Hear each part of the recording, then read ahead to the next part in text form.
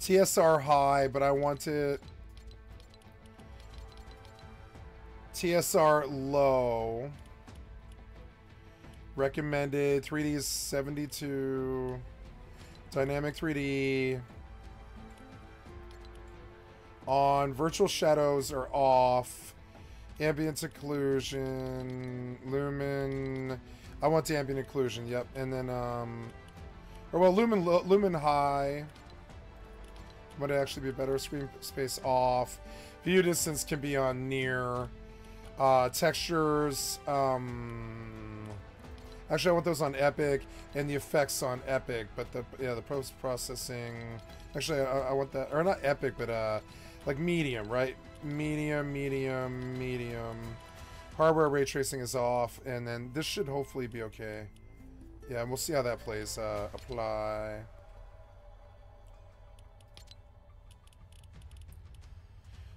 This music's interesting. The Weekend. Wow. Ranked Battle Royale, Zero Build, and Lego Fortnite.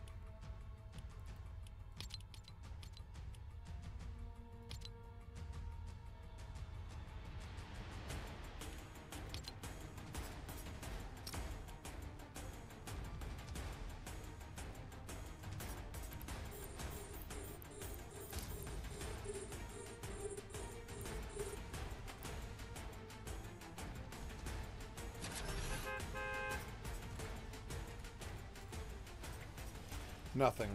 Okay.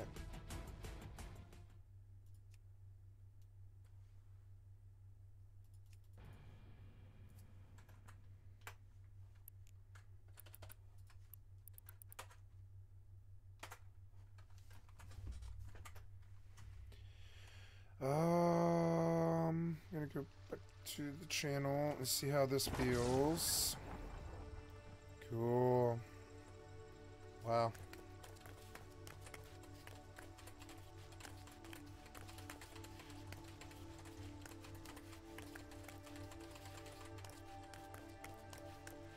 No, the global lumen is too much. We'll have to drop it down. It's alright. Director's 12, 120 FPS. Motion blurs off. TSR low.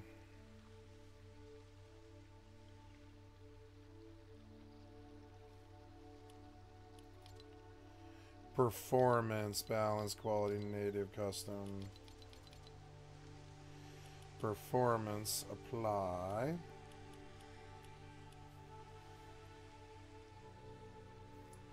Oh, off, dynamic, apply. The lumen.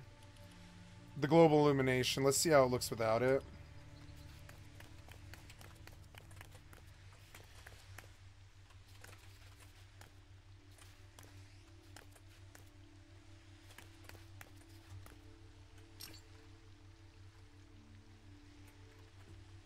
I don't know.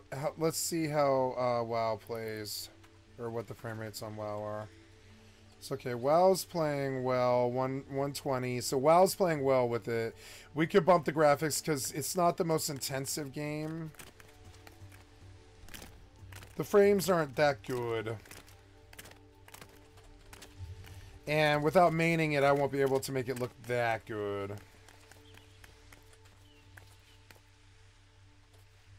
The trees don't look that good.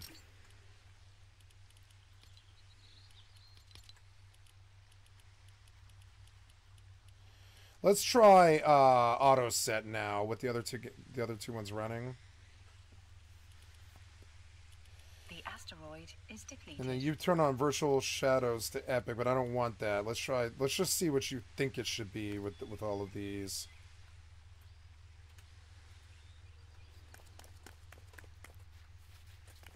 Yeah, like the trees look better, but it still doesn't look as good as it did.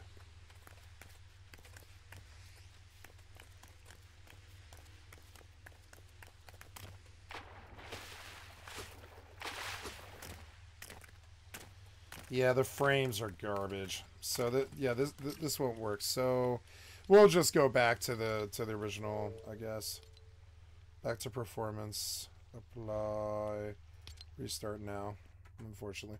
Well, you know, new client. Well, it's not a new client, but a new setup of a client. Or a new way to run a client. Gotta definitely...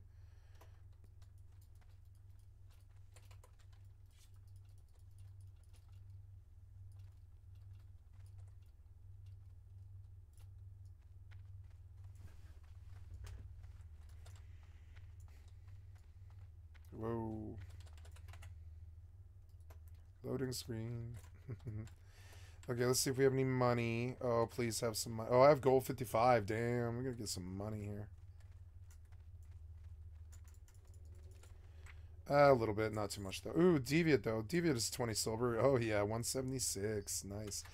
Okay, so let's go look at bag. Gonna buy a bag. Or, well, maybe I can even get like a 12 slaughter. Start. Maybe I can go higher now and look at a more expensive bag. Let's see. So did you load? I think you are, yeah. It's not like Fortnite could be an opposite, or I'm sorry, possible contender, because I do like Fortnite.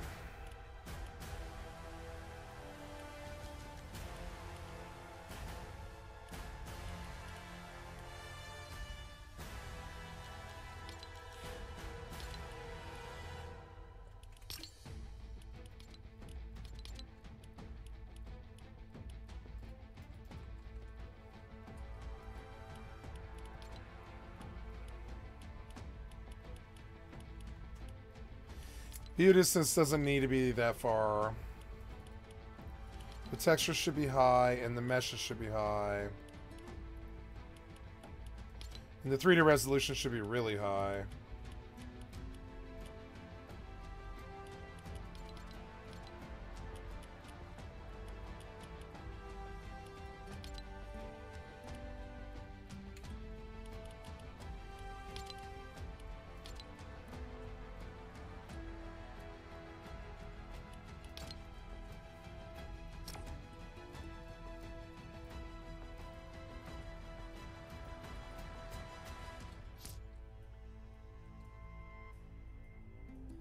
Traveler's backpack, 16 slaughter. Wow, for 66 gold.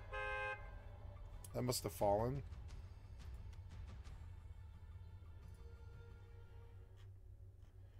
So what do we have here? We have joke sales and then small silk packs.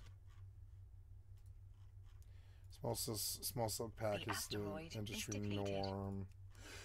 Yep, and there's the cheapest one at 90 silver. So, boom, we bought it. Excuse me. There, see there's performance mode, and it looks really good. Like, and it plays well. So, yeah, this is what I've been looking for. Here we go.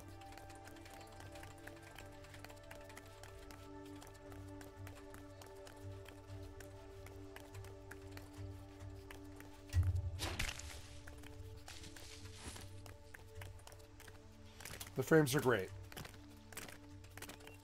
for three games running, you know. Okay, so let's move forward here.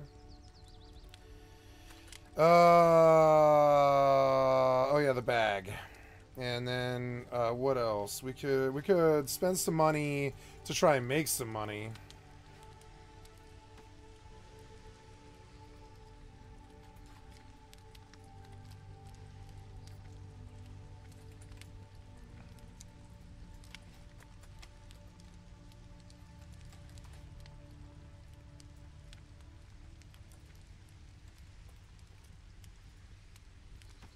Nice, and there's all the space I'm gonna get basically, which is cool.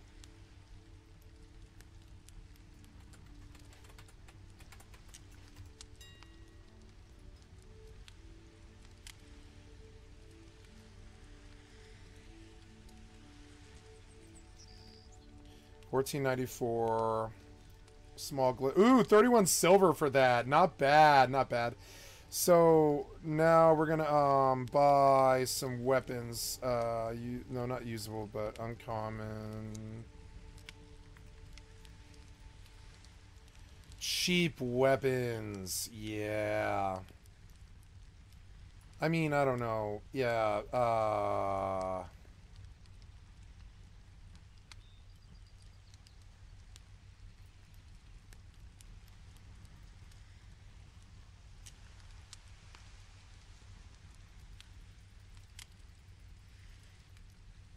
much is Strange Dust? None. Oh wait, no uncommon, that's why. Wow. Yeah, see.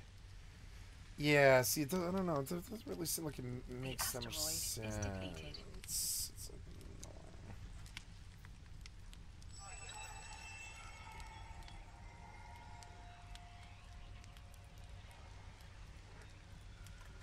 Oh, yeah, what's this?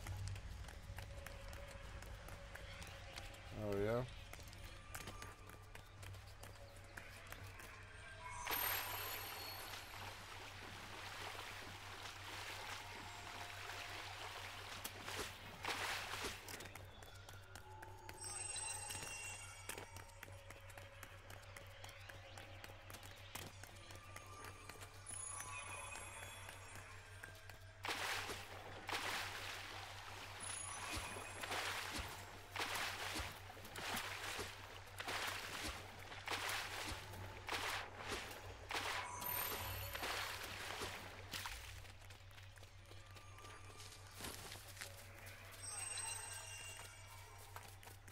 Oh, wait, you changed the key on me. Why? No, no. You changed the key on me. Why? That seems odd.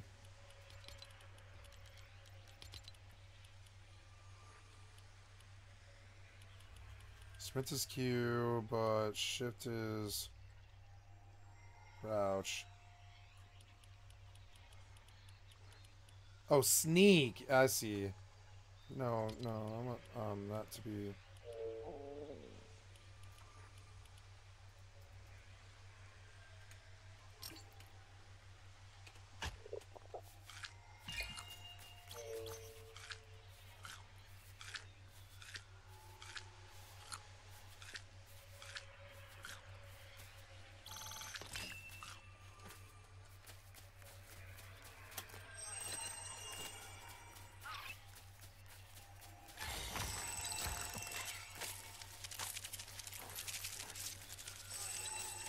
I just shift the sprint key. Damn it. I told you to rebind that.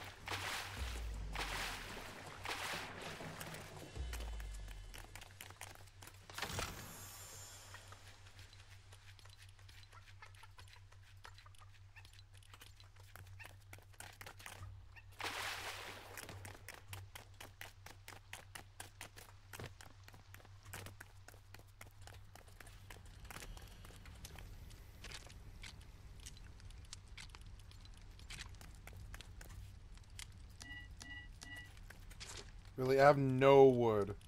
I have no wood. God damn it.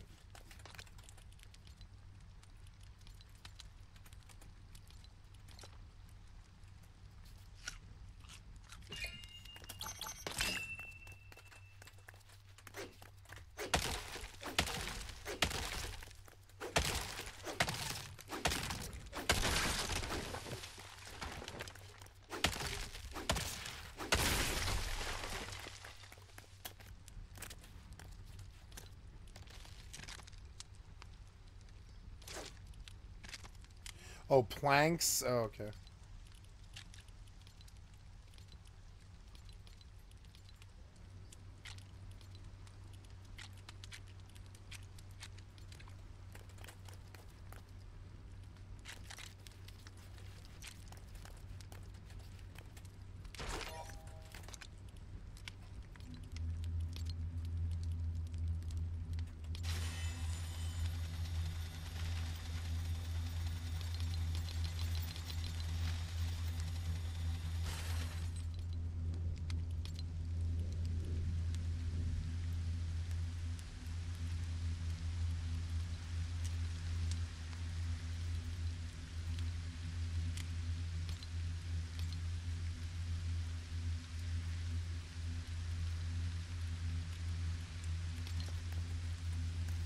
Oh, can't use in rain. Oh, okay.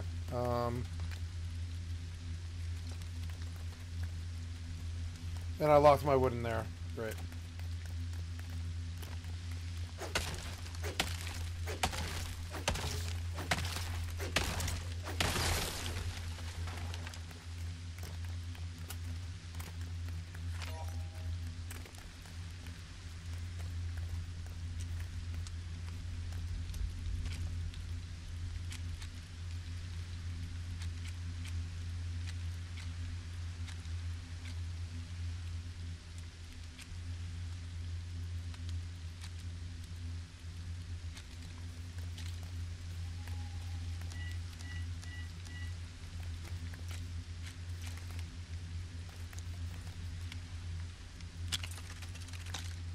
The asteroid is depleted.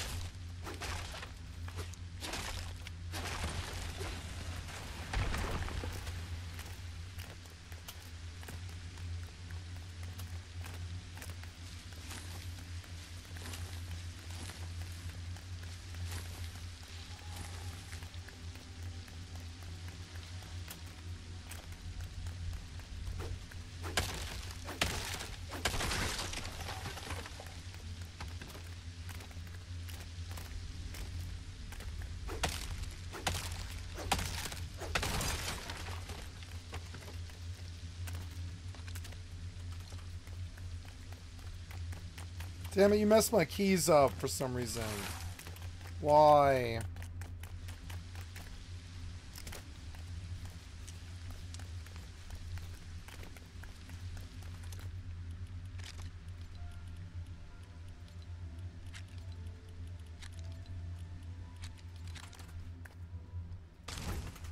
I go fucking fix my key. So annoying. It says right here, sprint set to the Q key. What the fuck's wrong with you? It's set in the main game in Q key. I come down here. I don't see a sprint in the other game. Like, there is no sprint in this game. So, like what? Like, you applied it to shift for some reason.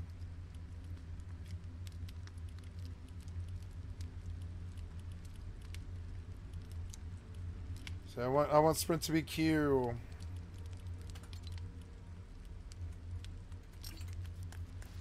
I can't run. It's driving me crazy. You're such a big fucking billion-dollar company. Get your fucking keybinds right, you fucking idiots. Jesus Christ. Like...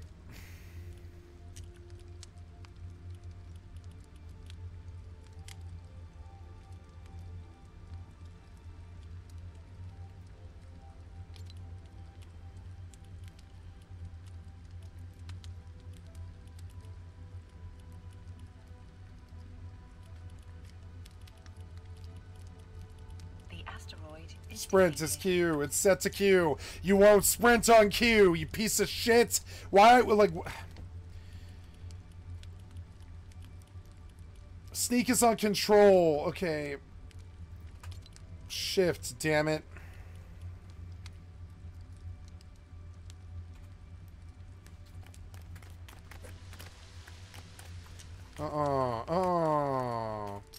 See, I fixed it before, but there's always some terrible fucking problem that you shouldn't have gone live with. You fucking idiots. You can't get your keybinds right. Why do we pay you $1 billion then, you fucking idiot? You can't even get a keybind right. Come on. You're Fortnite. You make so much money. Get your keybinds right. I don't know how to fix this. I'm going to try. Block sneak. I don't know. No, put it on control. That's fine. And then, I don't know. Block sprint. Apply. run around in the game. See, you can't sprint with shift anymore, right? Which is weird. It has some weird fucking like conflict or something. It's got a conflict that you don't know about. You're stupid. Fix your fucking keybinds. I found it right away. And I'm the layman. Something's really wrong with you fucking assholes. There, see? Now, you fixed it. You finally fixed it. Something's really wrong with you if you can't get keybinds right. Seriously, man. Fuck's wrong with you guys? Fucking sick of your fucking, like, bullshit. I'm sick of it. Every day I deal with some really distasteful thing that never should have gotten past launch 13 years ago. Like 13 years ago, never should have gotten past launch 13 years ago. Here we are 13 years later, and or whatever it's been. Fucking whatever, 9 years later or whatever it is, and your keybinds are still like, they're good. They're some of the best in the industry, but that's obviously not good. If I can find a straight up fuck up like that immediately, fix it. On the sprint key of all things, that thing should never, you should never be able to even ever cause the sprint key an issue. Never ever. So, okay, I want this. Yep. And, okay, here, I'm gonna make a shovel, huh? A basic shovel, ideal for digging up soil. Digging up soil? Okay. It takes wooden rod and a plank. There's a short sword for 5 wooden rods. The wooden rods is what you, oh no, I want to break this and put it inside for now.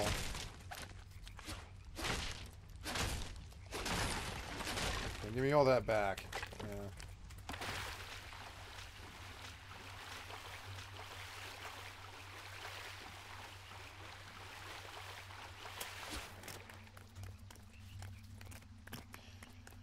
Why couldn't they just make Fortnite into a... Why couldn't they just do Fortnite survival?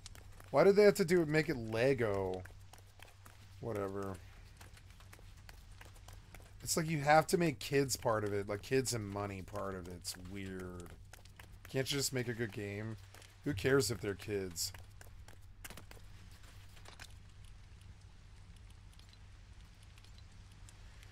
Night shield for plank and core, but I can't... Oh, it's not raining anymore, but I gotta go make a lumberjack thing. Lumber mill. Assign recipe. Quick deposit.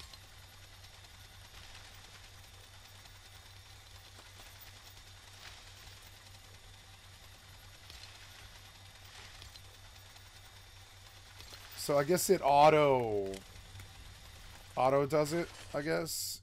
Yeah, it appears that it does. So there's... how many planks did I need for whatever it was?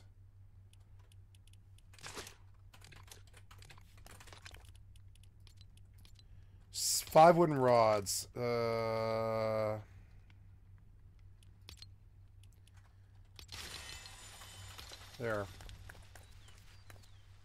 It is a good game. I like it so far, actually. It's funny. Just the keybinds, man. Nothing will sour me on a fucking game like watching some asshole fucking developer rub his butthole all over your fucking lips with their fucking incompetency over fucking keybinds. Nothing makes me more fucking angry in this world than keybinds. Nothing in the world. Like, you could kill my mother. I still don't think I would get as mad as the keybinds make me. It's such a trigger to me. Fucking keybinds. You guys build these billion-dollar fucking empires off Fortnite and shit like that, but you can't even get your fucking keybinds right. Fuck you, assholes. Fuck you, assholes. You stole our money. I seriously consider it to be stealing. There's like 2 games out of the 20,000 that I played that I thought had good keybinds, and that's fucking sad. Fucking sad. Sad, sad panda. And you should be taken to task for it. And I think you should be toppled by newer game companies who can actually handle keybinds right before they handle everything else. I think a modern game company would never release a game with bad keybinds before, you know, before they even get the game out. You know, it's like, Jesus Christ, man. That's something that you old developers do.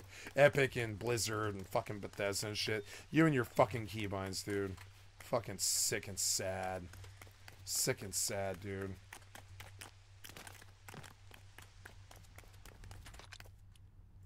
Fucking keybinds, man. Couldn't you do that right? Your video game development. Couldn't you get the keybinds right before you get anything else? Fucking jackasses. Fucking, like, literally negligent fucking jackasses. It's what I would say to your fucking face. Negligent jackasses who can't even get keybinds right. I know because I fight it every title, every day. You know? Whatever. The textures should be on Epic. I keep turning them to Epic and you keep turning them down. Maybe I want the distance subs too. Yeah. Fuck it. How's that feel? Yeah, it's better. Even in performance mode, it has some beautiful moments here and there. Like that. That's beautiful. The pink and blue sky with all the clouds and everything. The textures are high quality. It looks kind of run down, like, because it's in performance mode, but it's still really good. Maybe I should try DX11 with, like, all the graphics turned down. It might be better than this. Well, wow, the keybind put me in a bad mood. I really, like if there's a human around, I want to punch them. But the keybinds really are, like, my biggest trigger. I watch you fucking suck dick on those fucking keybinds like incompetent pieces of shit. And then you charge this much money, and it makes me so sick. Like, really distasteful. Fucking distasteful. You know? Makes me sick what you guys get away with. If you ever face a court of law, I hope you lose, and you lose the entire company. I do. I watch you guys fuck us with this shit, and I'm like, yeah, no. Get your standards and practices up where it's illegal for you to go to public with fucking jank-ass keybinds. Pieces of shit. Like, I never, ever, ever, ever... If I found my own title doing that to me, I'd be like, nope. Half of you are fired. Half of you are fucking fired right now. You can't get a keybind right, fucking fired. You know what I'm saying? How dare you make a game if you can't get the keybind right, you know? What the fuck is wrong with these incompetent pieces of scam artist shit? Straight up, man. I'm dead serious. It gets me so bad. Fucking keybinds piss me off so fucking bad. Fuck your keybind horsecockery for the last goddamn 20 years. Fuck you guys, straight up. I'll say it to your fucking face. Like, straight fuck you guys. Like, WoW is like the only game that I can think of that has adequate keybinds. It's the only one.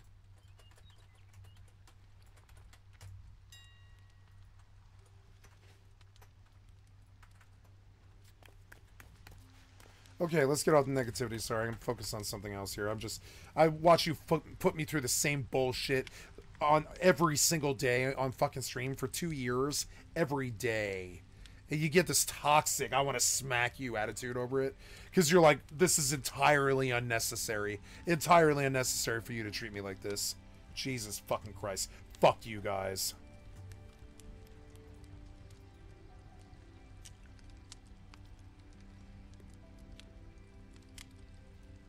I get so mad. I get so mad at them.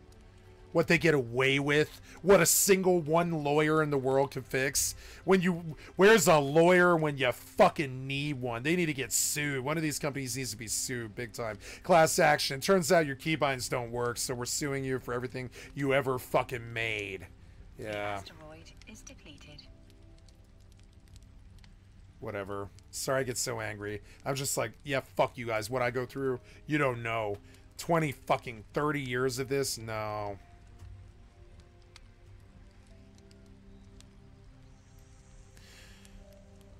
Drawing to a close, and I have a hot take.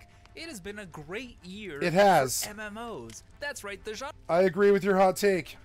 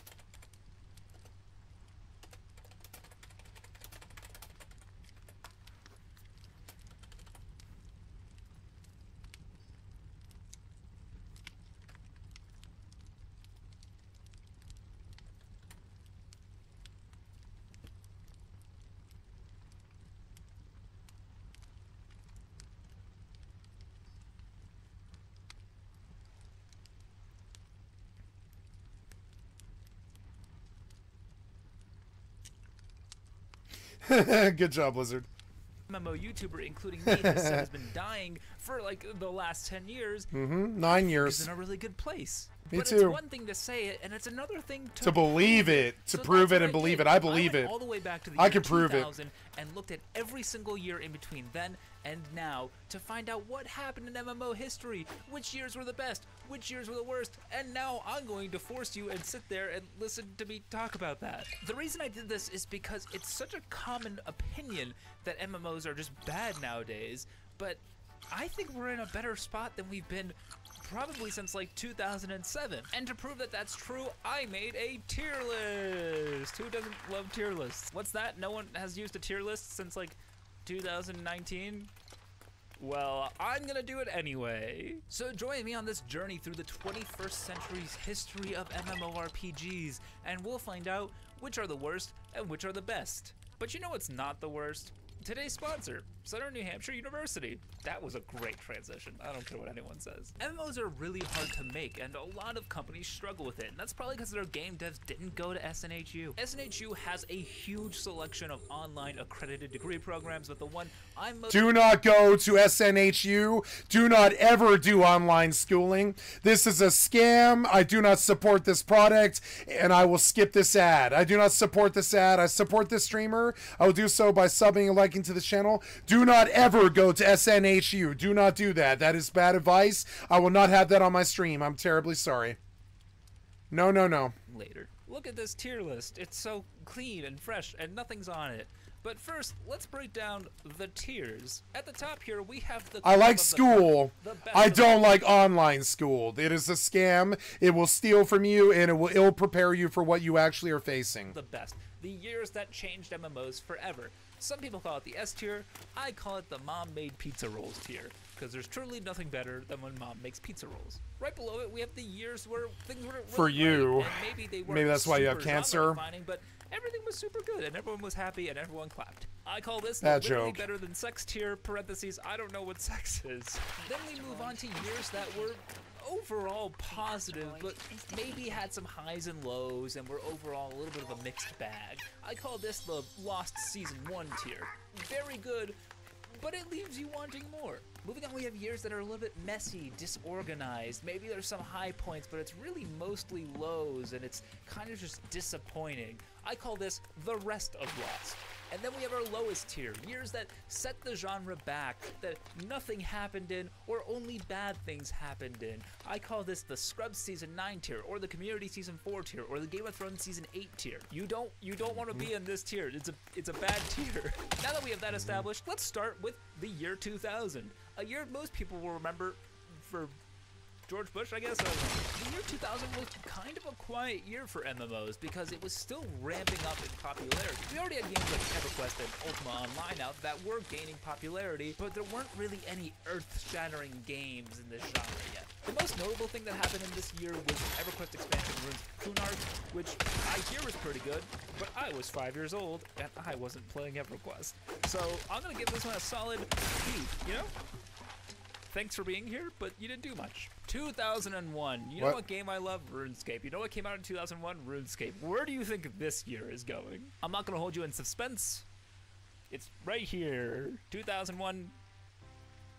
Mom made pizza rolls. Seriously though, RuneScape is exactly what I mean when I'm talking about genre-defining moments. RuneScape came out in 2001, and now in 2023, more than 2 decades later, it is still one of the most popular MMOs. No, in it's the not. world. No, it It's isn't. gone through many iterations since, but this is just It's got like undeniably 6,000 players. Trust me. Other things happened in 2001 too. We had some Ultima Online. There's more people playing some Final Fantasy EverQuest XI than there is expansions, and we even had EverQuest. MMOs like Don't Alldayerrydaybaby lie. come out, which weren't Don't nearly lie as about that. popular as RuneScape, but were still loved by very many people. We also had EverQuest's Shadow of Luckland expansion, which is generally liked by people, but I just want to say I'm not going to be talking about every EverQuest expansion because there's like 200 of them, so don't get used to me talking about those. Either way, S tier, good job, RuneScape.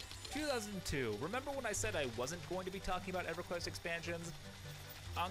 This year is defined by an EverQuest expansion.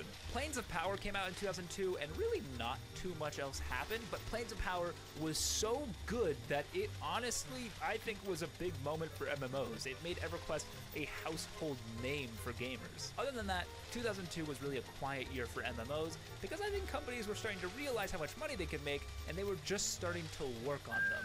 So I think 2002 is like a B tier, you know, right here, Lost. Season 1, 2003. This is when the capitalists found out about MMOs and really put their whole capitalisticity into them. This year had so many MMORPGs come out, it's actually mind-boggling. Here's just some of them. Second Life, Star Wars Galaxies, EVE Online, Toontown, Puzzle Pirates. Some of these MMOs are really massive at the time, Star Wars Galaxies especially, but it's not really the earth-shattering year that belongs in the mom-made pizza rolls tier, but it's still really, really good, so I think it slots nicely into the A tier. I forget what I called that one. I think it was something about sex, but here it is. 2004. There's only one thing that matters this year. But there is also no indication that anything can slow the explosive growth of the intoxicating game called World of Warcraft. The hit fantasy game World of Warcraft. Greg Straff playing World of Warcraft has become an obsession. World of Warcraft. It has 9 million players worldwide, many who say they spend hundreds of hours playing the game every week. World of Warcraft came out in 2004, and the genre changed forever. Yes, there were other things that happened. RuneScape 2 came out this year, but saying that this year is defined by anything else other than World of Warcraft would be, frankly, ridiculous. This game came out and immediately became one of the most massive games, let alone MMORPGs, in the world. World of Warcraft was so popular, it killed Dungeons and Dragons for like 10 years. Like, I'm not even joking, like, people stopped playing the tabletop game Dungeons and Dragons because of World of Warcraft. You also had EverQuest 2 come out this year, which is most known for not doing as well as World of Warcraft. So, hey, congratulations. Now, notice he's not going to say Phantasy Star Online, which was one of the most formative MMOs of all time. He's not going to say Diablo 2. He should. It's weird. These people, they weren't alive yet, so their whole generation is such biters that they talk about games that they talk about. They act like they know the entirety of all the data, and they'll leave out like 4 of the 20 titles that were actually out. And you're like, why am I listening to you? And you're making this up as you're going, aren't you? And you know, and they act like they're experts about MMOs. They aren't. I think this year I must have spent all of my fucking 15th year on Phantasy Star Online or something like that, and I wasn't the only one. The whole world was on Dreamcast playing PSO. Like, I don't know why they don't ever talk about it, but it's weird. It's like, it really was one of the burgeoning MMOs. It really was. belongs in the mom-made pizza rolls tier. We never 2005. would have had like Final Fantasy 11 or 14 without fucking Phantasy Star Online. There's no fucking way. And they never mention it because A, they weren't alive yet. B, they've got to be biters and talk about somebody else's generation like they're masters and they know all about it, like they were even alive. They weren't. 3, you know, like, you leave out these key games that make me think you're just completely ignorant, like as in you can't even read a wiki.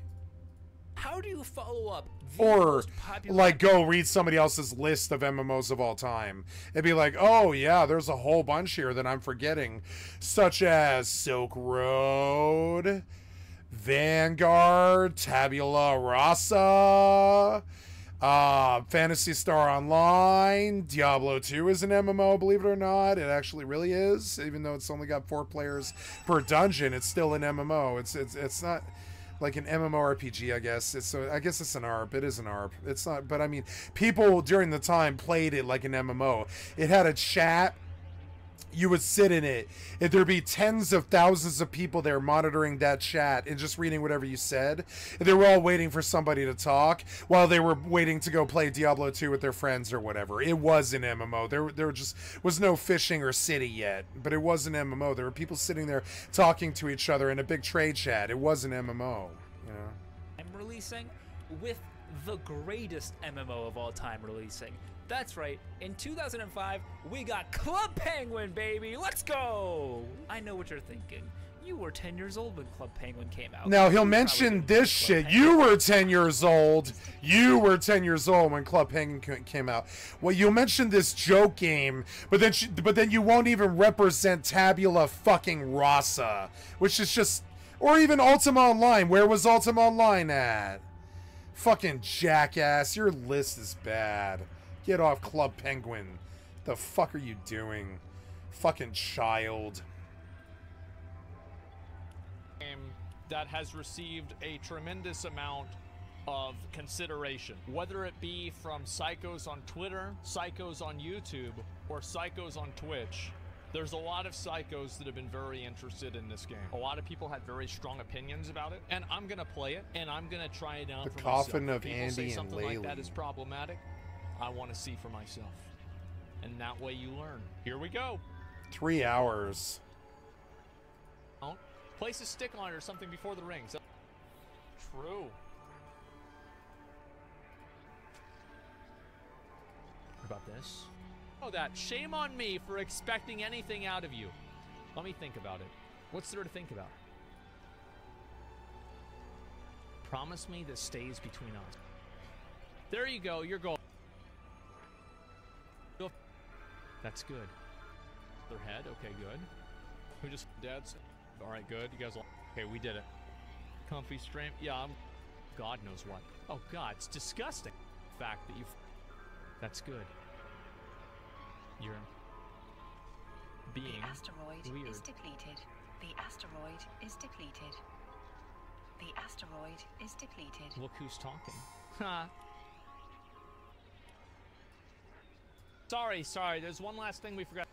Yeah, I don't know.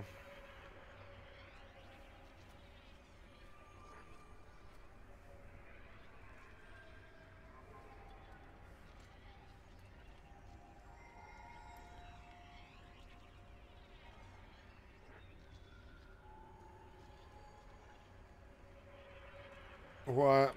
In today's world, leading to a police chase on horseback, as well as a confirmation that Pimp a Horse is indeed as silly as it sounds, acting as the game's pay and spray system from the Grand Theft Auto titles, restyling our horse and dropping our heat with the law with it. Returning the horse, we are greeted by our buddy, literally named Buddy, who after congratulating ARP on our target, which goes terribly.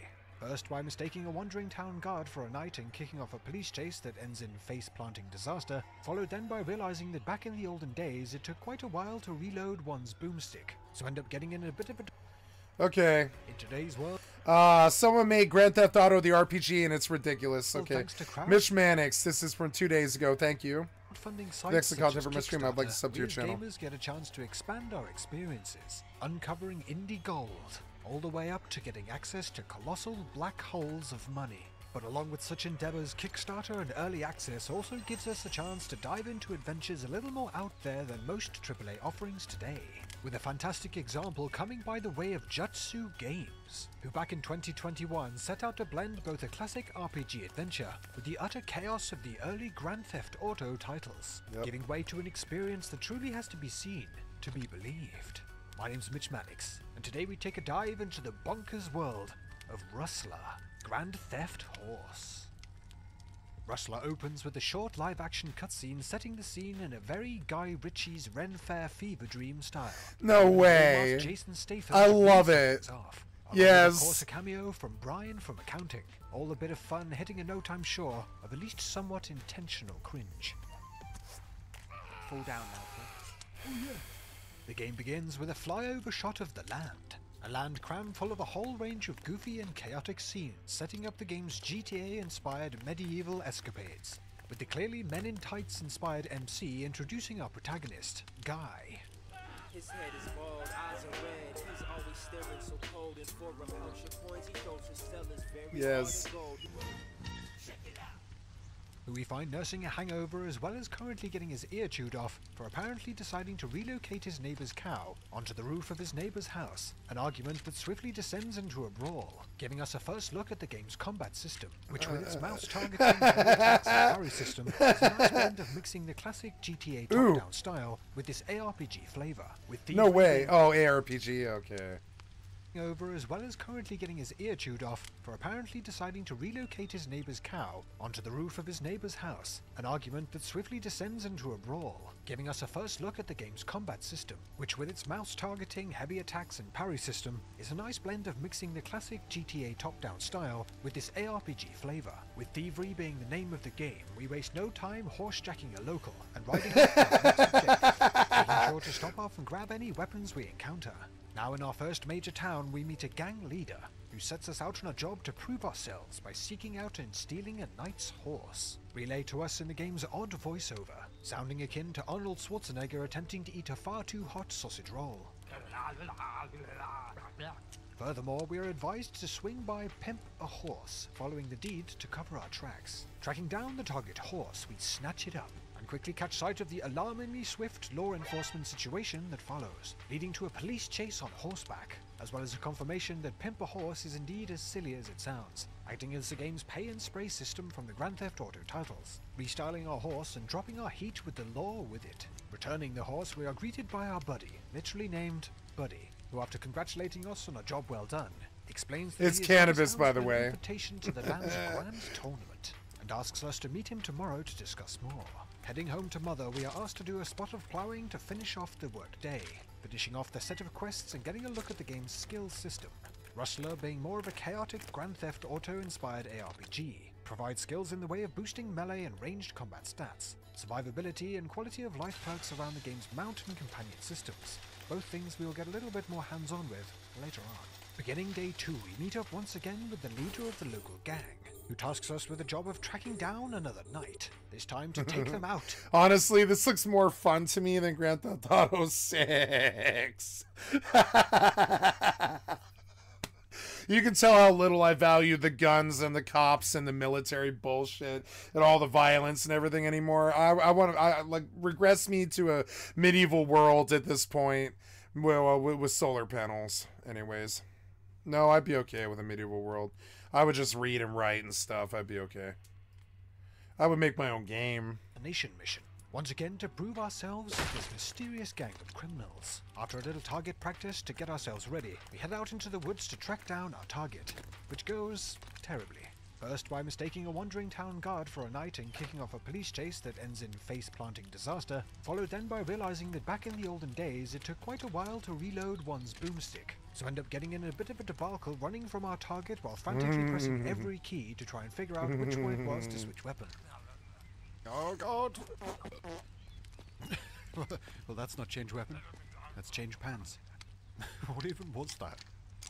Ah, I think I remember. The old fart button. Oh, yeah, I forgot about this. With the knight defeated and his body tucked away from prying eyes following a visit to the town. I mean, they gave us what we wanted. And Gravedigger. You ever had a fart button in a video game? Grand Theft Auto 2, which is my favorite one, by the way. It's another job well done. And to celebrate, we head out with our skinhead That game had a presence. hero to do a little bit more exploring. No, my favorite one is definitely San Andreas, which is kind of... Coming across another staple of the classic sad. Grand Theft Auto I title. wonder what the San Andreas remaster is like. It's an interesting game. And It's not Rustler's fun. first mini-game in a nearby village, and of course being the Rampage challenges, or in the case of Rustler, it's Murderfest alternative. Short challenges where the player is tasked with taking out a number of enemies using a particular mode of destruction, as seen here with Guy frapping around on a chariot, with the game even featuring some more out-there versions of this game mode later down the line, with even a medieval tank on offer for our bold bruiser. Oh, fucking tank, mate. Wow, the fucking medieval tanky dickhead. Heading into a nearby large town, we find more side activities by the way of the game's horse races, which are a nice change of pace for the most part, despite its sometimes terribly placed directional arrows. The horse races, and indeed horses in general. Cool.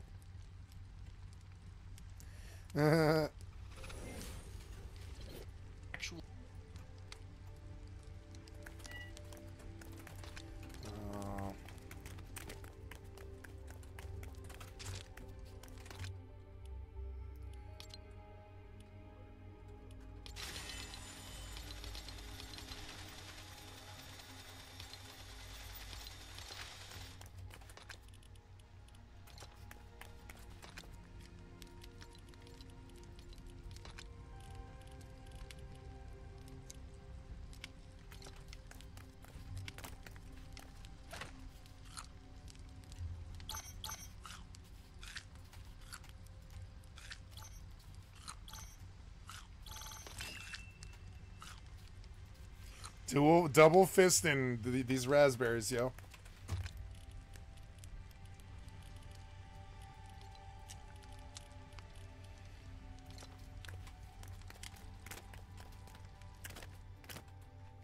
Aw.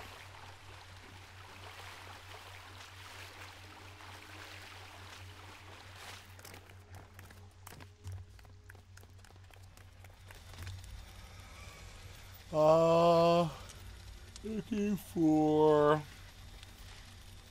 that.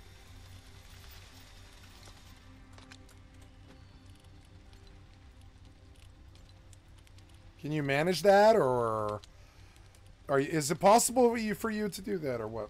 Oh, plants in a garden plot. Yes, but okay. Yeah, but can you actually put it on my bar? No, huh? I guess not, huh? No, I guess not. Only weapons and tools. Okay. Fertilizer.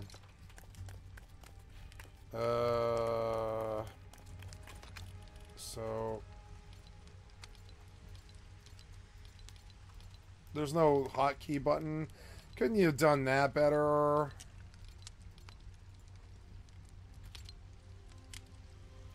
Oh, it merged all of it? Okay.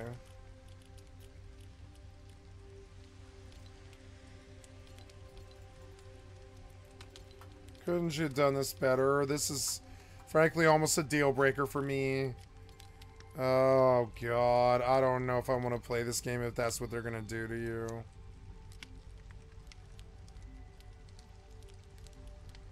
You can't even fast transfer. Oh, drop. No, don't drop. No, don't drop. The asteroid is depleted. Deposit stack, but really that's like, yeah, so oh, here, oh, never mind, that's okay, that's acceptable. I get it now. Okay, that's a little better, I guess. At least now I have more room, and I can go do stuff. Fucking storage every single fucking game I play.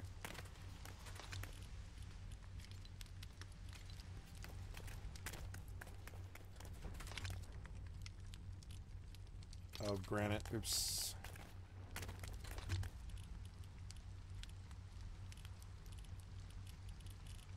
Oh, no, I guess I don't have any, huh? Oh. Alright.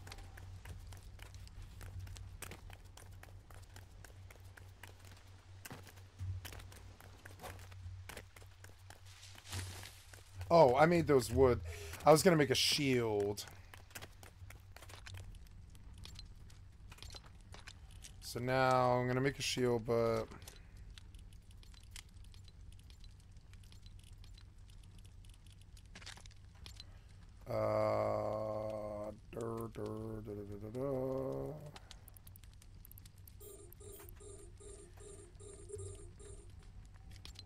okay, yes, but I want to make a night shield, which is 5 planks and a cord. Okay. Do I have a cord? Can I make a cord? Is it possible to make a cord out of vine? How do you get a cord?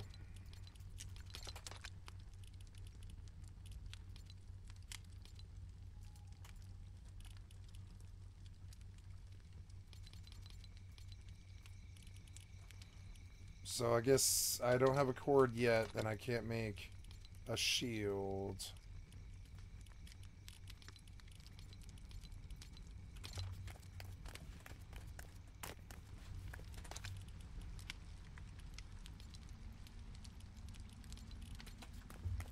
Can you do something with... Oh my god, you keep falling off that. It's so annoying.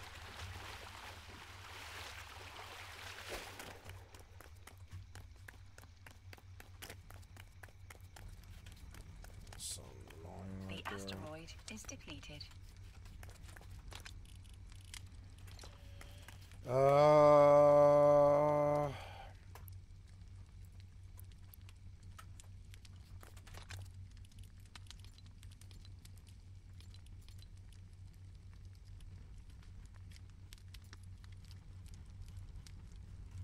Why can't I see the entire ingredient list? Whatever. Okay, well, can't block, but I can,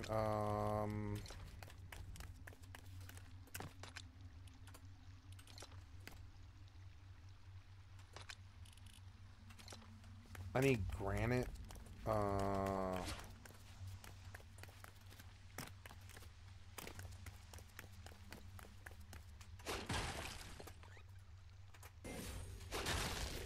Oh, thank you, Upper Echelon, for the excellent content for my stream. I'd like to sub to your channel.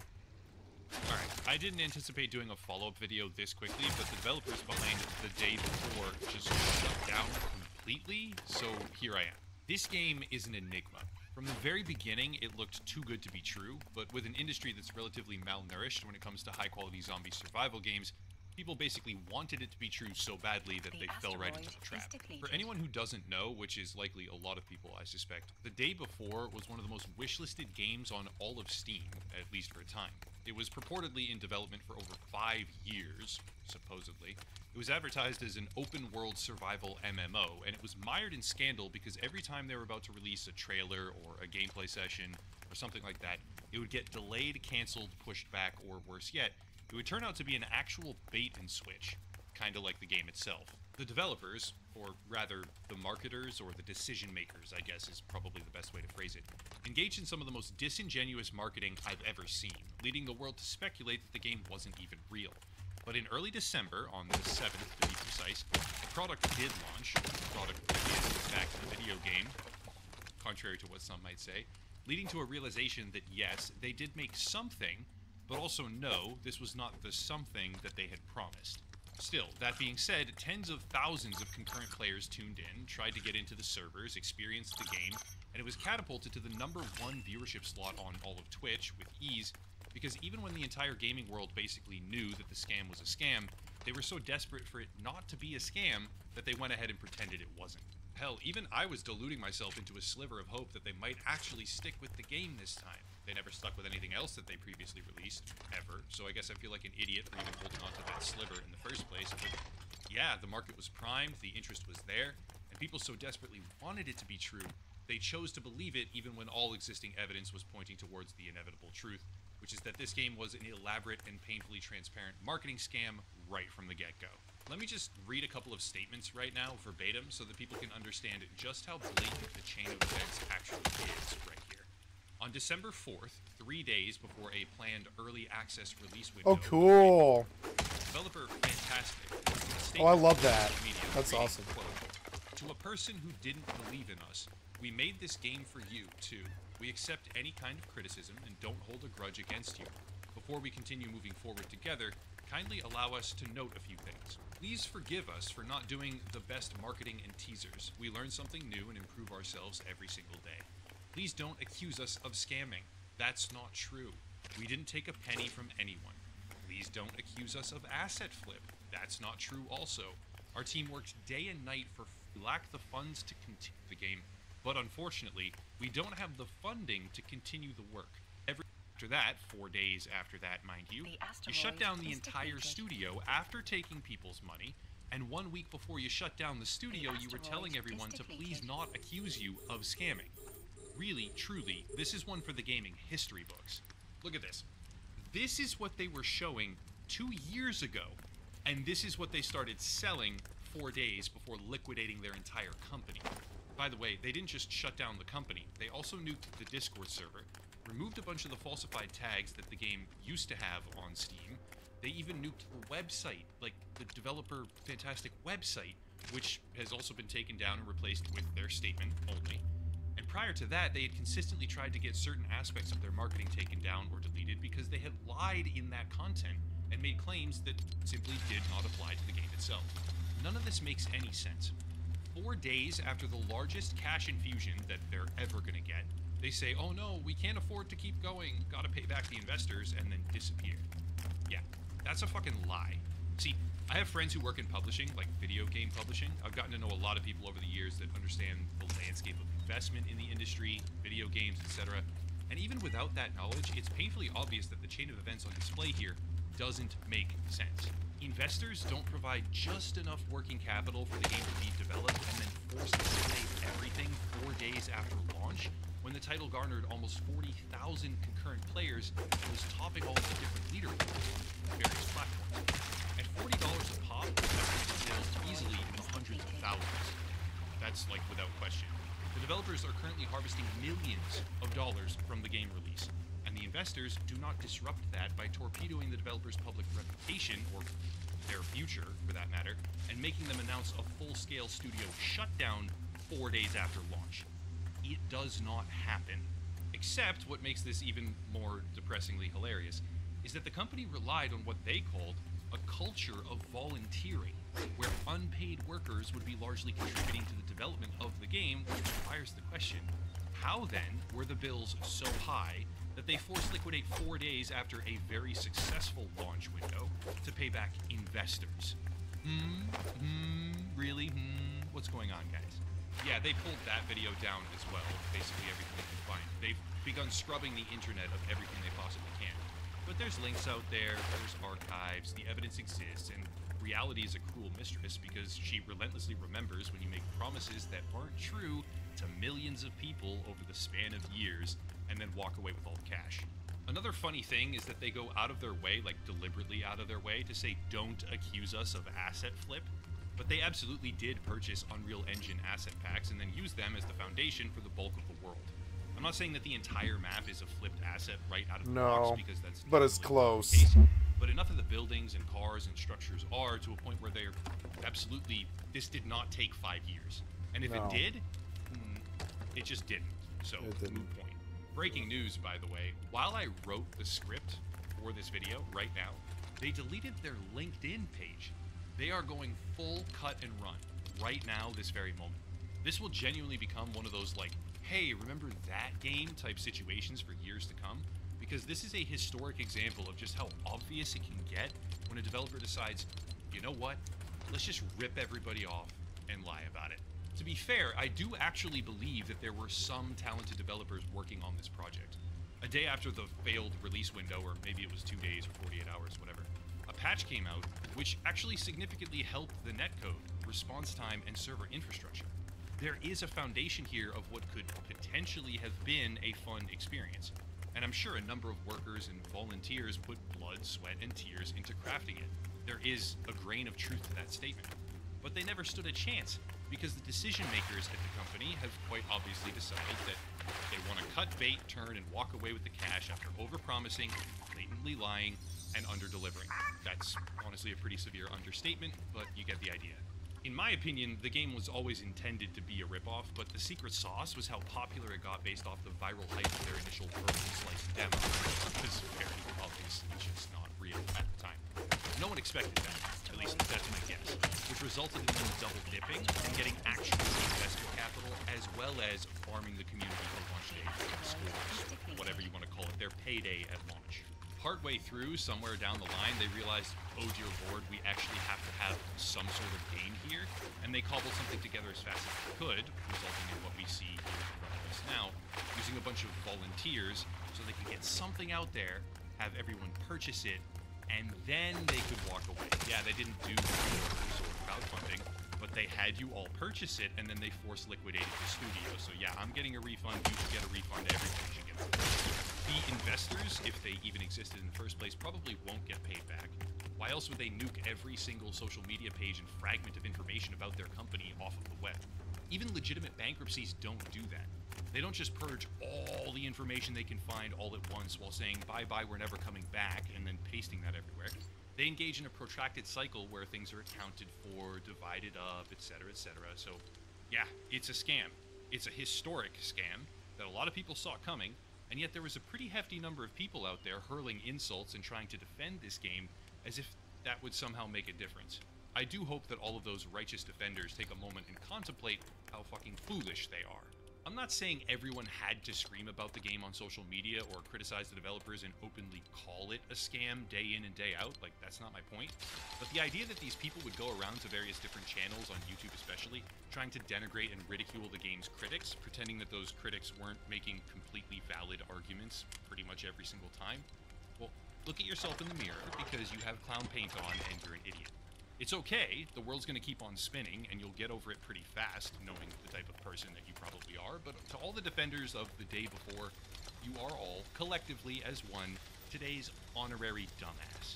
This one will go down in history as one of the fastest, most obvious, and yet still somehow most disappointing scams in gaming, because, I'll say it again, this thing actually had potential. It could have been fun. Some kind of well-executed mashup where The Division meets PUBG meets Escape from Tarkov. Sign me up for that, okay? It sounds genuinely cool. But unfortunately, it just wasn't the day before, and it's never going to be because the developers liquidated the studio. That's it. If you want support, there are links down below, locals and Patreon, social media, affiliate links, of course, etc., but I'll cut it there and stop rambling. As always, thank you all for watching, and have a nice night.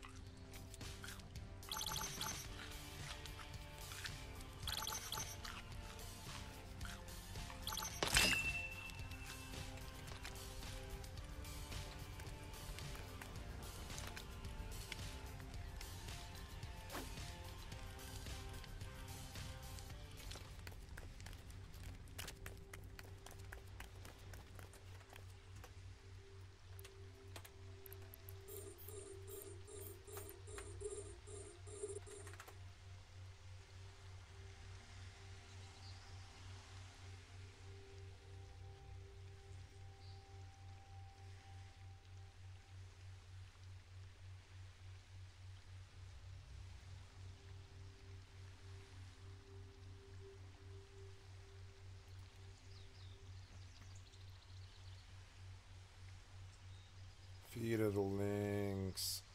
16 gold. God damn it, man.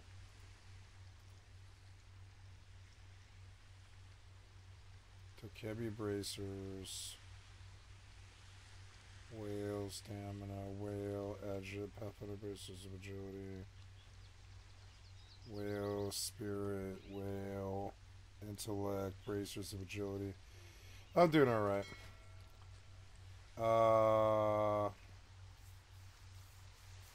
Yeah, so alright, I believe I saved the rest of this. Or no, I guess I sell, or no, I guess I buy, how am I on poisons? I'm good. I buy all those cheap weapons.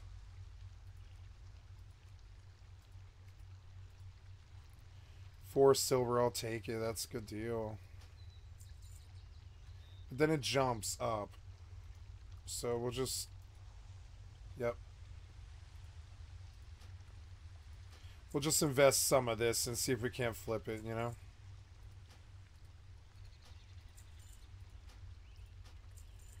Because every time one of these 4 silver things, like, procs a greater magic, you do make quite a lot of money. You make like 12 silver, which is like basically like a fourth of the money I'm gonna spend here. It's kind of crazy. So it's like, yeah, if 2 of them proc,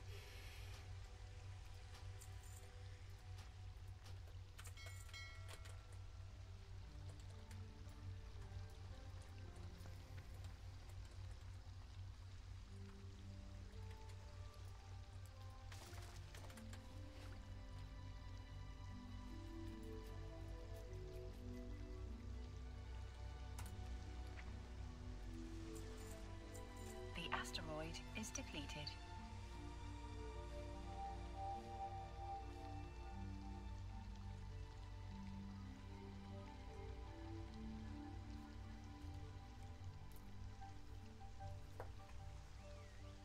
Music's good.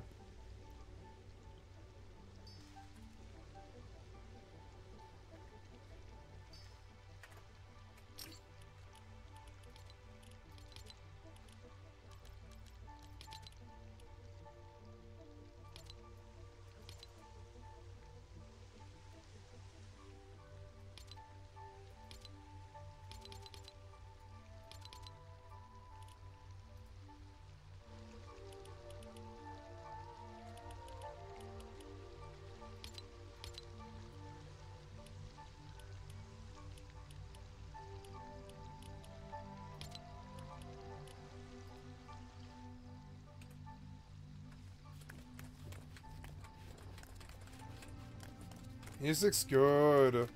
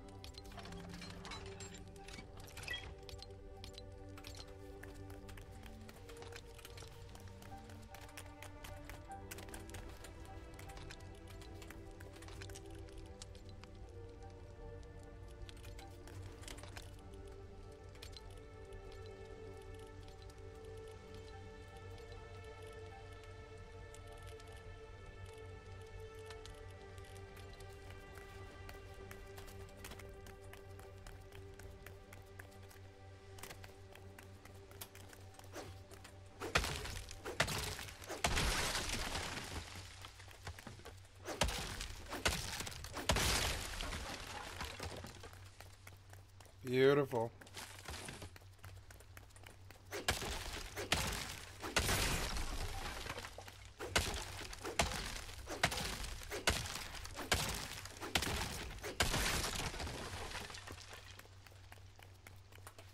The asteroid is depleted.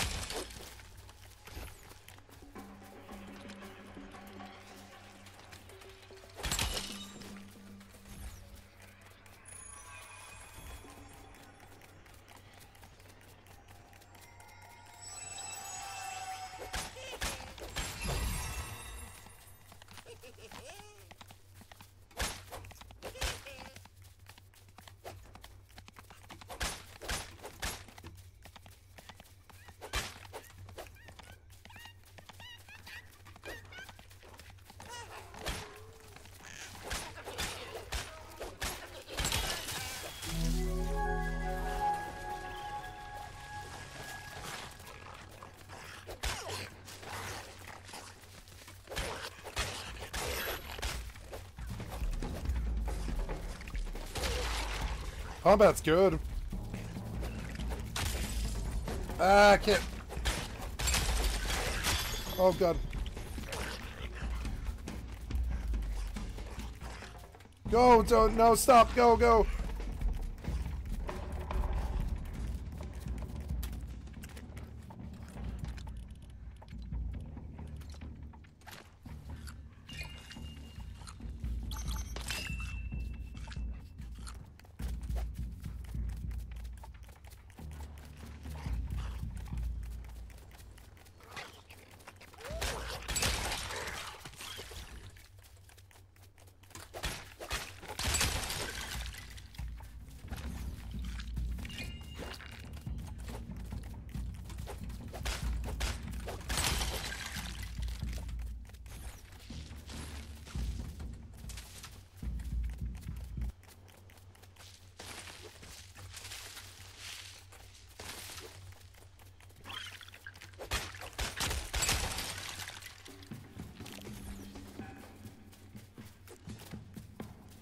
Wait, I think I'm thinking about it wrong. I never thought about it like that before. I'm gonna put my sprint key on the middle mouse. Ah. Nice.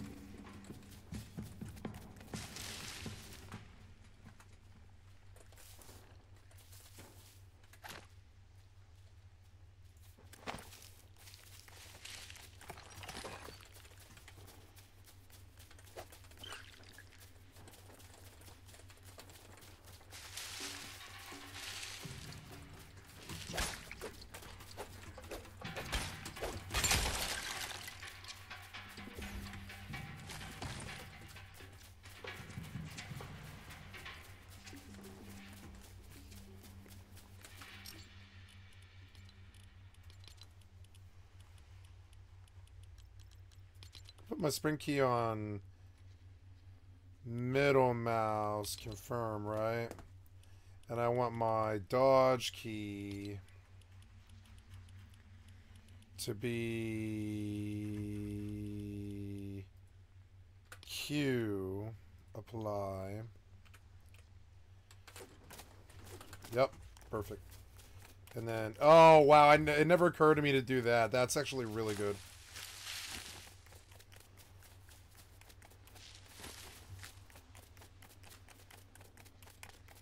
It never occurred to me to do the sprint key on my right hand, but actually, I actually really like it. Wow.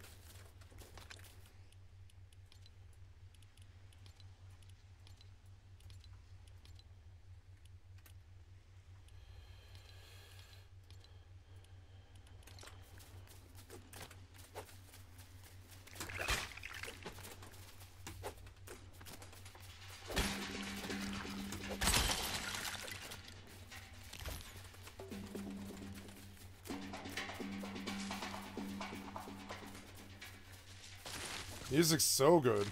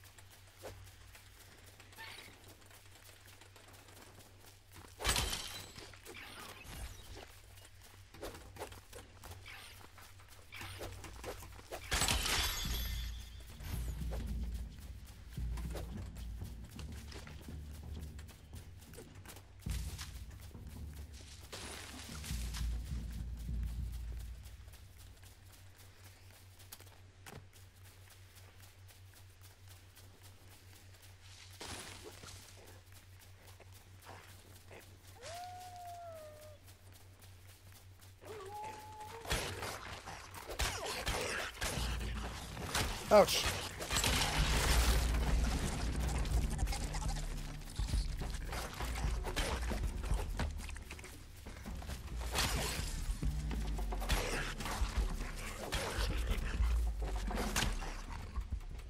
What? Whoa! What? All right. I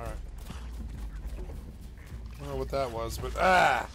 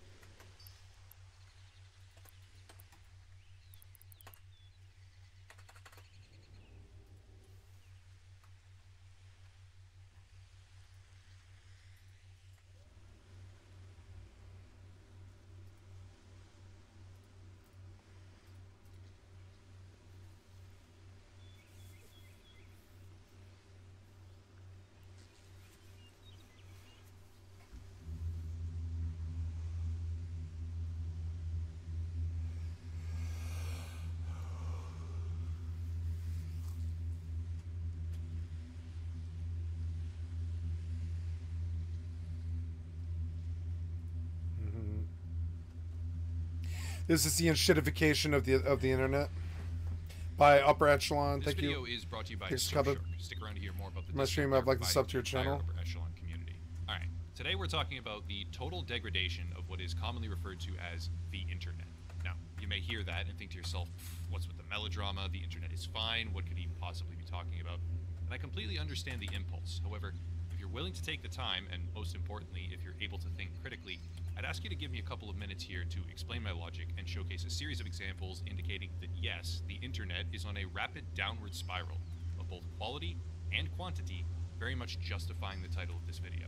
Much like constructing a house, we need to establish a foundation before building the topic upwards, and for our purpose today, that foundation is called dead internet theory. Now, the term dead internet theory has debatably been around since the early 2010s, likely originating on internet message boards like 4chan, for example, with a moniker originally coined by a user named Illuminati Pirate. But Far more important than its origin is its message.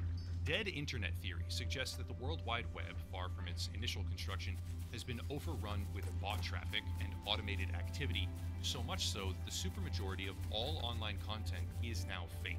The theory proposes that when browsing online websites or even social media like Reddit, Twitter, or Facebook, you are most likely not interacting with human beings. Instead, as the theory goes, ah! What was that? What was that? Oh my god. Where the end goal what was that? Fuck you. I went to click the button and it just like alt-tabs me. Fucking weird ass game. Robots without even knowing it, but the bare bones of this theory is that generating online content with a mass propagation of bot networks and artificial tools allows people to manipulate search results, algorithmic promotion, and consumer behavior, which ultimately means profit through advertising, affiliate sales, even malicious attacks, or other similar methods. The most extreme part of this theory alleges that there is a small but nefarious group of powerful actors who exercise control over this activity for personal benefit. But with a lack of definitive evidence in that category, my focus today is on the broader underlying concept that the internet as we all know it is on a consistent downward spiral. To really begin, we need to establish something that many people may find to be shocking at the onset, which is that the basic theory itself has already been proven as true. According to analysis done by cloud security firm Barracuda Networks, less than 40% of internet traffic is human. A staggering 64% of all traffic online is composed of bots, with 25% being helpful bots and 39% being harmful. Now, some of you may be wondering, what does helpful and harmful actually mean in this context? And the short answer is that helpful bots positively impact websites and users. Think of search engine crawlers, customer service programs, or threat prevention.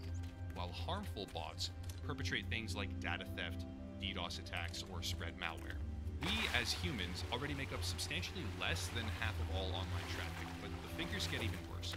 This right here is a quarterly report of actioned fake accounts by Facebook from Statista starting in fourth quarter 2017 and ending in 2022.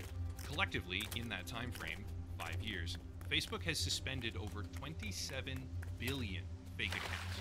On a macro level, the trend is quite obviously rising, and what's more, in a single quarter, Facebook routinely suspends upwards of 1.7, even 2.2 billion fake profiles, demonstrating the abominable scale of generated false traffic, at least for social media. And let's not forget, these are— A lot of the internet is fake. I've always thought so. I'm like, there's no way the money fucking supports this. I think it's a bunch of it's based on lies. What's the next stage of the process? Alright, once again, especially given the fast approaching holiday season, it's time to pay the bills and give the community a substantial 30 silver, not bad. Process on a service that pretty much every single internet user has a verifiable use case for. Surfshark, today's sponsor, is a VPN, a virtual private network, and VPNs help protect you from a 14, 30 silver, not bad. 35 plus the 20, it's like 55 silver. Types of phishing attacks, malware, DNS Oh, tunneling, I have more money? Wow, I do. I have more money somehow. Perpetual big tech data harvesting. Seems odd. Okay, well, let's spend more money then. Security, even though you probably should. Surfshark also unlocks additional content on streaming websites like Netflix. You can easily change your region and subsequently enjoy increased options in your video library. Surfshark gets around regional censorship, like when a government decides to block things that they deem you should not see. And Surfshark also offers encryption, IP protection, modification, and more. For those that know why this matters, Surfshark operates completely separate infrastructure from NordVPN, and Surfshark also maintains a warrant canary. This is one of my litmus tests on a VPN, actually, given the nature of what a VPN is supposed to do, so good for them. If you click the link down below using promo code ECHELON, you can take advantage of a special holiday offer with up to 6 months for free. Again, that's promo code ECHELON with the link down below for a community-wide special holiday offer. Big thank you to Surfshark for once again sponsoring the channel. The next stage of the process is this. Generative AI has been sweeping across the commercial landscape with untold consequences, but one of the mainstream applications it is now primarily used for is content generation. Here's a couple of examples. Quote, anyone can make $5,000 to $10,000 a month running AI TikTok accounts. Unfortunately, most people aren't aware of this. Here's the blueprint to go from $0 to $10,000 a month. End quote.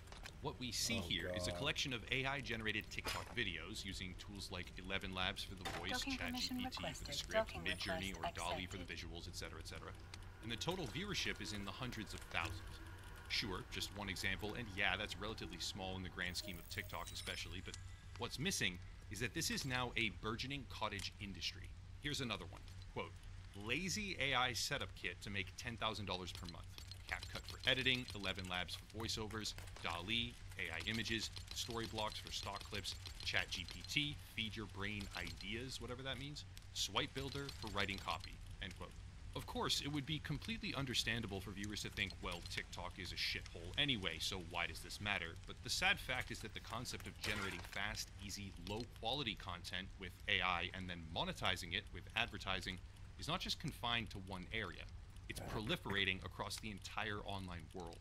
Thread after thread after thread. Hundreds of thousands of people viewing, interacting with, and attempting to emulate these results.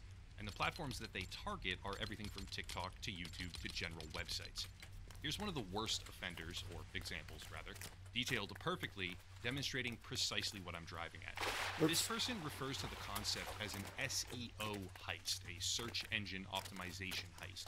But the real name for it is the enshittification of the internet. The process goes like this.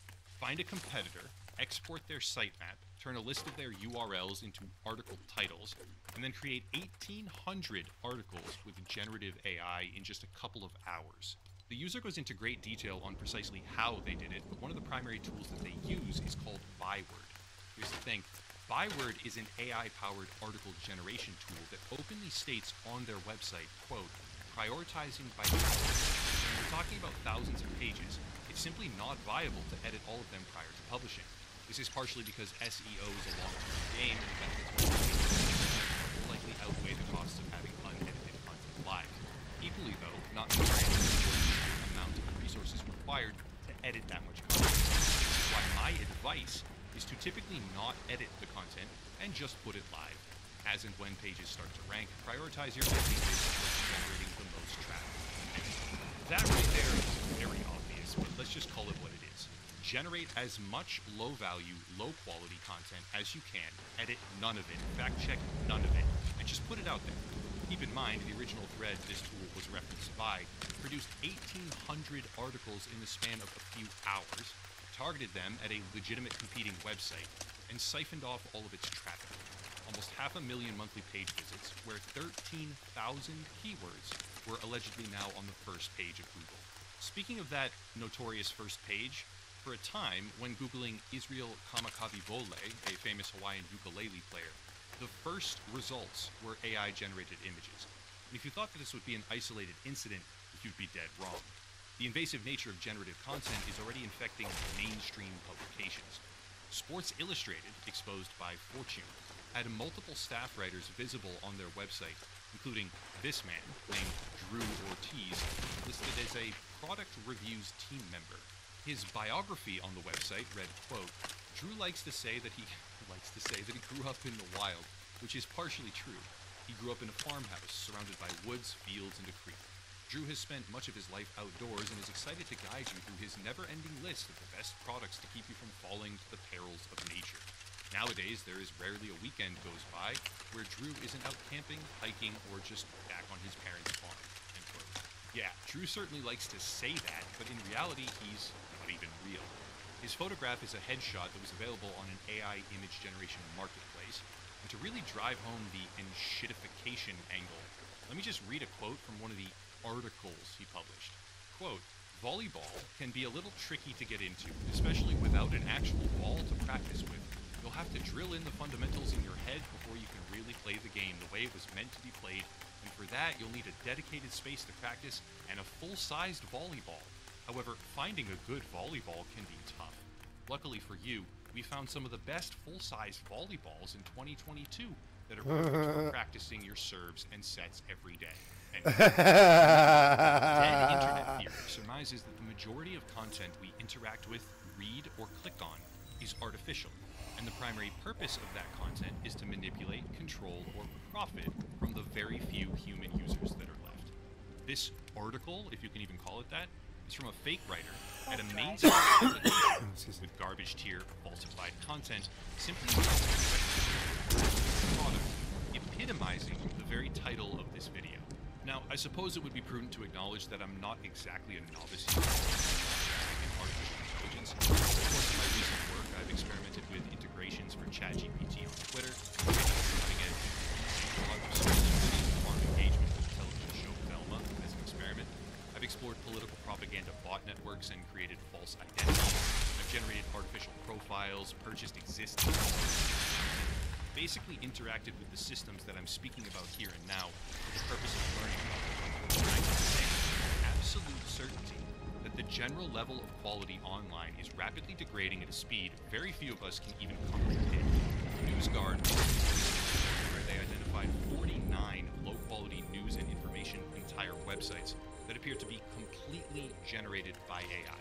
Quickly updating the report with an editor's note. No, it's not 49, it's actually hundreds. Websites repurpose and regurgitate existing news stories from established websites, running them through generative AI filters to avoid direct plagiarism, or in some cases not even doing that, just scraping and reposting them.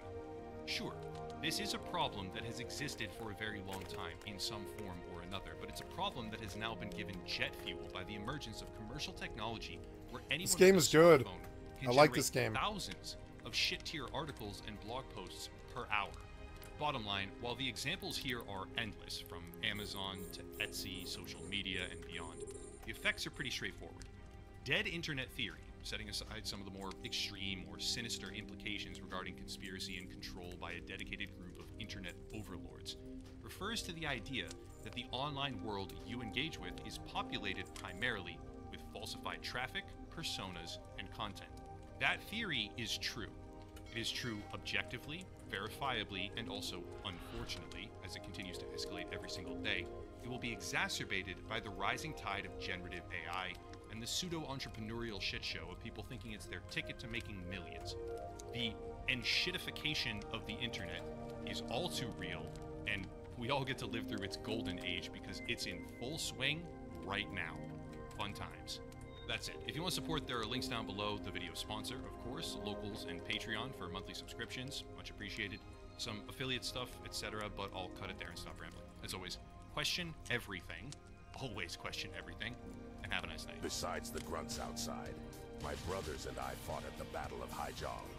Any who seek to steal from the bank must face us. Thank you for the excellent content from the stream. I'd like to sub to your channel, Upper Echelon.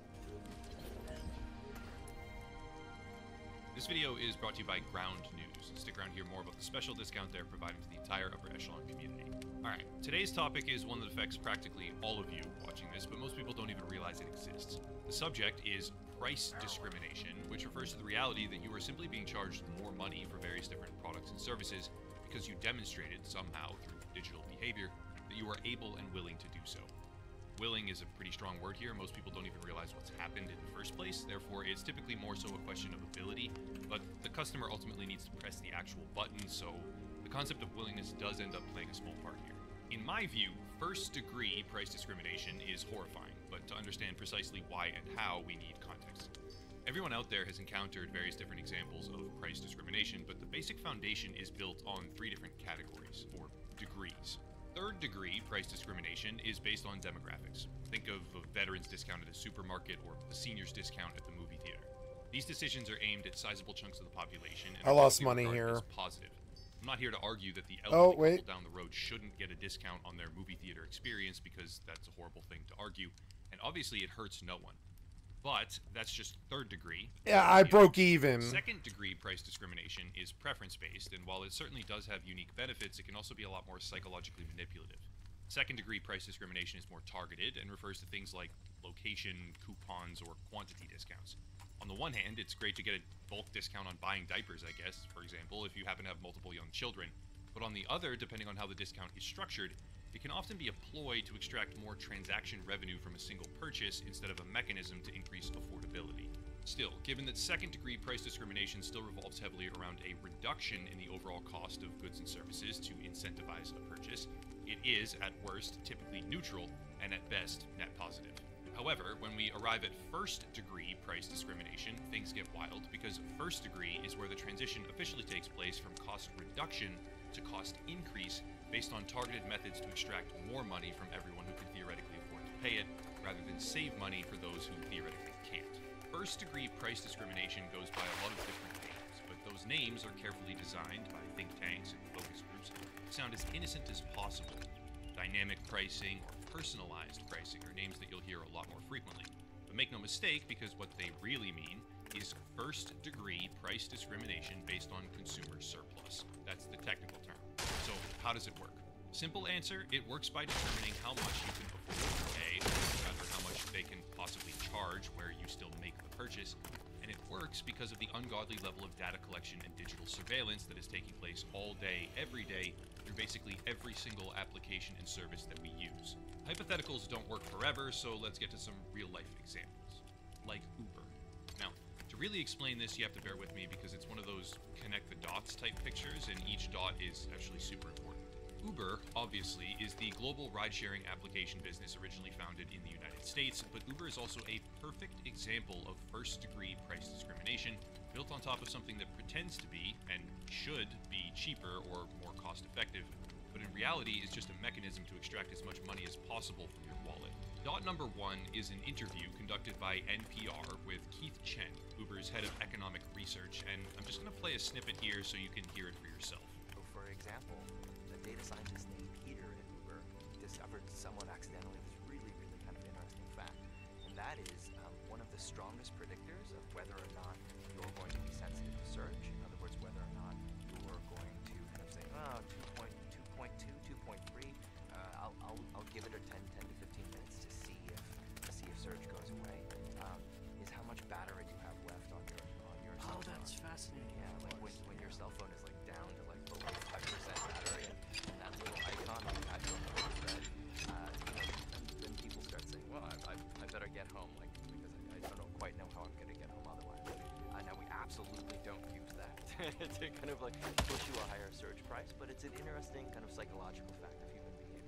Yeah, so that's pretty self-explanatory, where the company detects when your phone is about to die and knows that you're willing to pay something like 2 or 3 times more than you normally would just to get home. Of course, they absolutely don't use that to push you into a higher surge price, quote unquote, but they certainly had the ability to do so and the knowledge in 2016, so again, dot number one.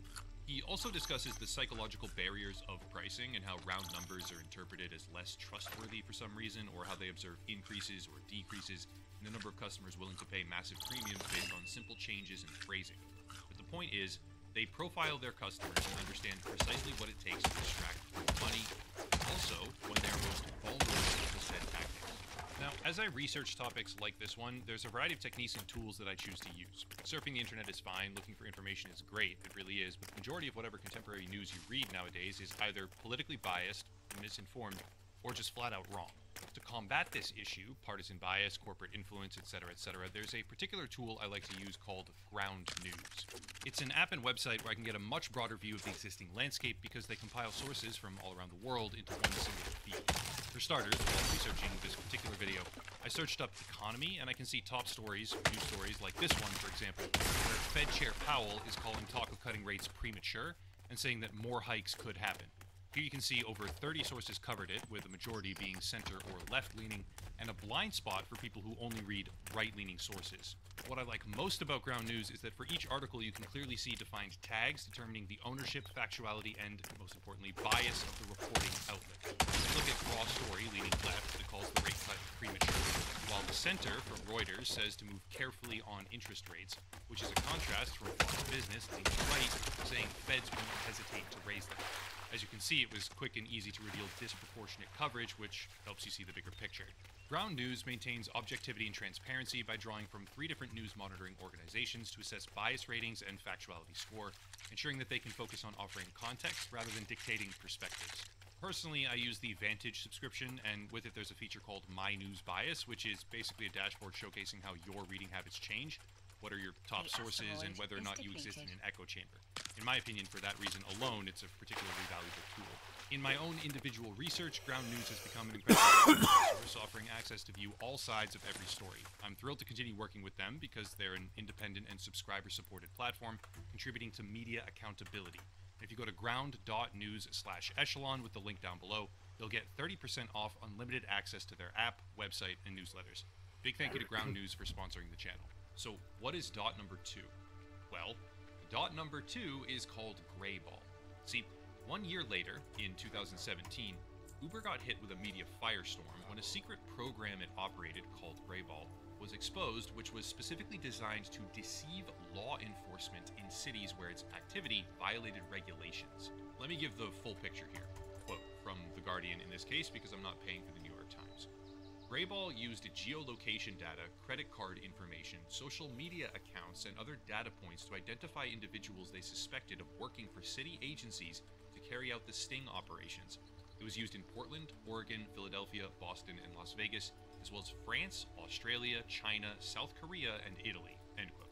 Now, Uber defended itself by saying that it was their responsibility to protect drivers from harm, further elaborating that they deny ride requests from fraudulent users who violate their terms of service, including the potential harm of a traffic citation, I guess. But the program makes it abundantly clear that Uber is tracking geolocation data, credit card information, and social media accounts, among other data points, there's more, to identify if their users are fraudulent, regardless of whatever ultimate purpose they claim it's for. That's number 2, but now for dot number 3. Also in 2017, this time reported by Bloomberg, Uber transitioned from previously controversial surge pricing algorithms to something called route-based pricing, or upfront pricing, which began charging customers based on what it determined they were, quote, willing to pay. Furthermore, they rolled this changeover into the driver's side of their business as well, in 2022 at least, creating a nebulous framework where no one actually knows how much they are going to be paid from any given ride. According to Bloomberg, quote, Uber calculates riders' propensity for paying a higher price for a particular route at a certain time of day. For instance, someone traveling from a wealthy neighborhood to another Tony spot might be asked to pay more than another person heading to a poorer part of town, even if demand, traffic, and distance are the same, end quote. Corroborating this, based on analysis done by Wanjie Chang out of Washington State University in 2020 from a study titled Route-Based Price Discrimination of a Ride-Hailing Company, the Case of Uber, quote, as what theory predicts, it is empirically observed that Uber does price discriminate by charging higher ride fare to the route in which riders have higher reservation price.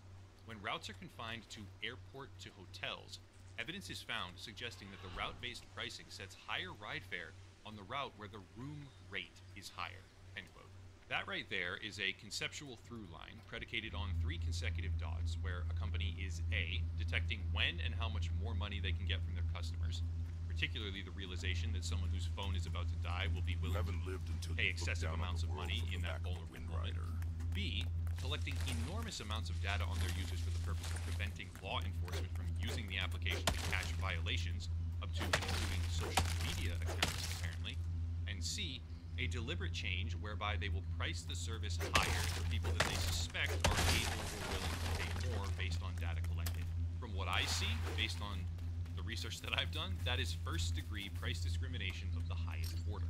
If accurate, this would indicate that by using Uber, you will be directly charged more as a result of your behavior by way of the data they collect about you. And if the algorithm decides that you are willing, or most importantly, able to pay a higher fare, or perhaps if you are desperate enough to pay substantially more, it may raise the price. That is the phenomenon I'm talking about. That is the problem we are increasingly faced with now that did not exist 15 years ago because they didn't have the data. How about another example? Maybe crouch should be middle mouse. This is a little bit more complex. Maybe crouch should be middle mouse and shift should be my sprint key. Is an embryonic industry still in its developing stages where something previously thought to be unattainable is now becoming real. Let's start with this. In the year 2000, a lifetime ago at the current pace of technology at least, Amazon ran an experiment.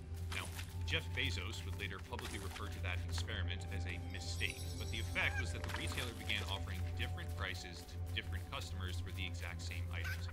Amazon adamantly claimed at the time that demographic information had not been used for this experiment, that the concept would be fully discontinued, but even still, over 2 decades ago, the idea of modern dynamic pricing was actively being pulled.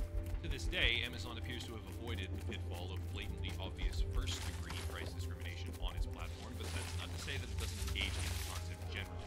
When I get used to it, middle mouse is a good sprint button. Millions of times per day based on algorithmic predictions, and it has a wild effect on retail consumers. This website right here, it's called Camel for whatever reason, tracks the historic price of items on Amazon, and the results are actually kind of incredible. Take this laptop, for example. A few weeks ago, it was $130. 1 month before that, it was over $280 briefly. And for the rest of the year, it fluctuates massively.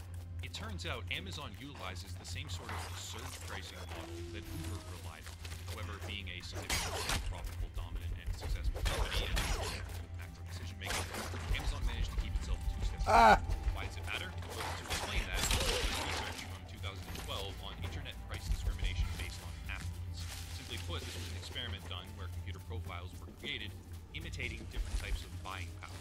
One profile was constructed to imitate the browsing habits of a wealthy individual. One was constructed to imitate the browsing habits of someone earning significantly less money and subsequently budgeting as a result of that, etc., etc.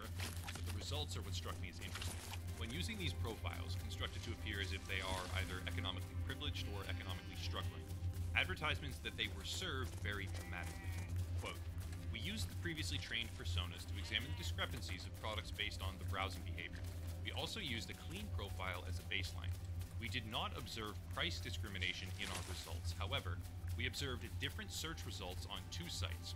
First, we examined 12 search queries in google.com 3 times for each profile.